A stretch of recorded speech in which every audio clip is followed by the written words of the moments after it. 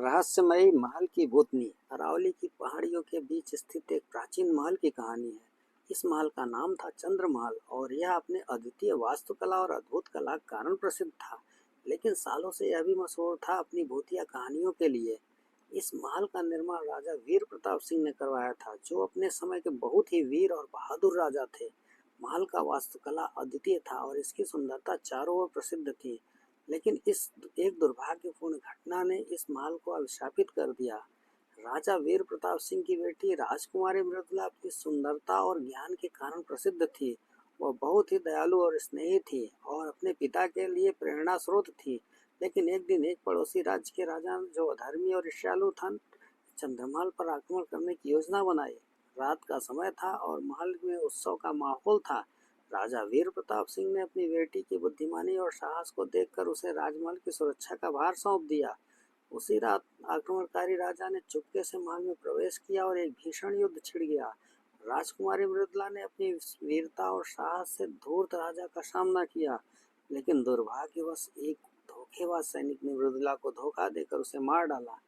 उसकी मौत के बाद कहा जाता है कि उसकी आत्मा ने महल को कभी नहीं छोड़ा। उसकी आत्मा महल के हर कोने में महसूस की जाती थी। महलों में रात होते ही राजा वीर प्रताप सिंह ने देखा कि उनकी बेटी की आत्मा रोते हुए महल के गलियारों में घूमती थी। कई सेवकों ने भी बताया कि उन्होंने मृदुला को महल में देखा है। लोगों की डर से महल धीरे धीरे खाली हो गया और वीरान हो गया।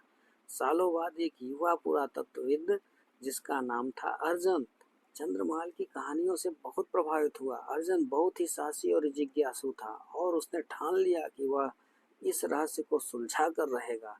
अर्जन ने महल का दौरा किया और वहां की हर कोने को बारीकी से देखा। उसे महल की सुंदरता और गरिमा से मोहित हो गया। लेकिन रात होते ही उसे अद्भुत और रहस्यमयी आवाजें सुनाई देने लगी। अर्जन निडर था। उसने उन आवाजों का पीछा करना शुरू किया। रात के बीच अर्जन ने राजकुमारी मृदुला की आत्मा को देखा। वह आत्मा ध्वस्त और पीड़ित दिखाई दी।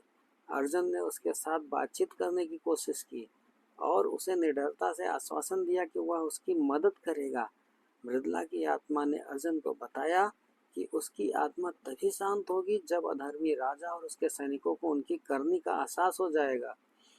अर्जन ने यह सबक लिया और उसने इतिहास के पन्नों को खंगाला। अर्जन ने बहुत खोजबीन की और आखिरकार एक दिन उसने उस अधर्मी राजा के वंशजों के भयावह कर्मों का पर्दाफाश किया। वह सबूत लेकर चंद्रमहल लौटा और वहां एक बड़ा अनुष्ठान कर मृदुला की आत्मा को शांति दी। उस घटना के बाद चंद्रमहल की भयंकर कहानियां समाप्त हो गई। लोगों ने फिर से महल में आना जाना शुरू किया और उसकी सुंदरता का आनंद लिया। अर्जुन की बहादुरी और असाधारण कथा ने उसे महानायक बना दिया। आज भी चंद्रमहल अपनी रहस्यमयी महिमा और अद्वितीय वास्तुकला के लिए प्रसिद्ध है, लेकिन लोगों को मृदुला की आत्मा का साया अब कभी महसूस नहीं होता है।